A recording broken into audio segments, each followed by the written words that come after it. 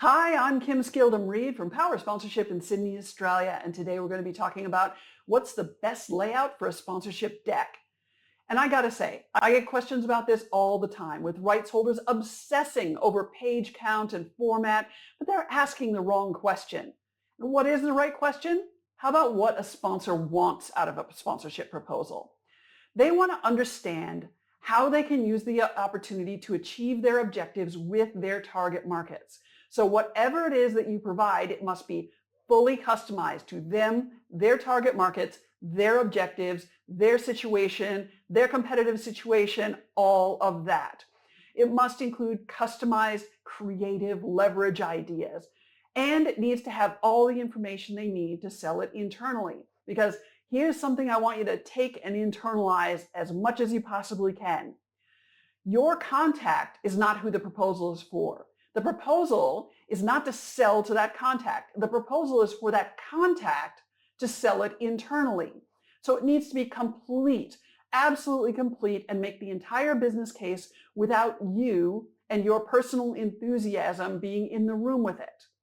PowerPoint is a great tool, but it rarely provides the scope or the amount of detail that a sponsor needs to make a decision. Certainly doesn't provide the amount of detail that your contact needs to sell it internally. I mean, if you're doing a stand-up presentation, go ahead and use a PowerPoint, but your leave behind or the thing that you email to them in PDF form afterward needs to be complete. Don't send them a copy of that presentation.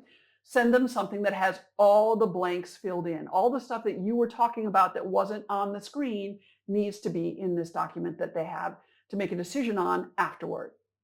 Now, as much as I really, really dislike sponsorship decks, sizzle reels are even worse. I mean, a sizzle reel is always suspiciously edited to make it look fantastic, where, the reality may not nearly be that cool. And sponsors know this. You only have so much time. Like, don't burn that time with the sponsor showing them something that they're suspicious of, whether that's a true reflection of what your event or whatever is all about. So instead, you want to be spending time understanding that sponsor and showcasing things that they can do with the sponsorship that are going to achieve their goals. You might say, oh, but can we just email them a link to our sizzle reel? They're never going to look at it. They will never look at it. They know what it's about and that it is not a true reflection of what happens on site. But what they want is a professional proposal that makes a proper business case. And that is always, always, always going to outperform a flashy deck. So it's better to have all the right information in a sensible order and format presented on letterhead than it is to have too little information or the wrong information in some full-colored, gorgeous PowerPoint. I mean, sure, you can dress up your full document, you can drop in photos, you can actually make the format very pretty, but don't give away space where you're giving them the detail that they need to make a decision just to make it prettier. That doesn't help you. I mean, you can look at that and go, wow, that's a good looking proposal. But if it's not going to give them the information that they need, it's still not going to work. When it comes down to it, a really top proposal, really good proposal for kind of a mid-size, small-size sponsorship is going to come in around 10 to 14 pages. That's generally the midline of it. Now, if it's a humongous sponsorship, there may be additional pages in there, but 10 to 14 is probably a great place to aim for.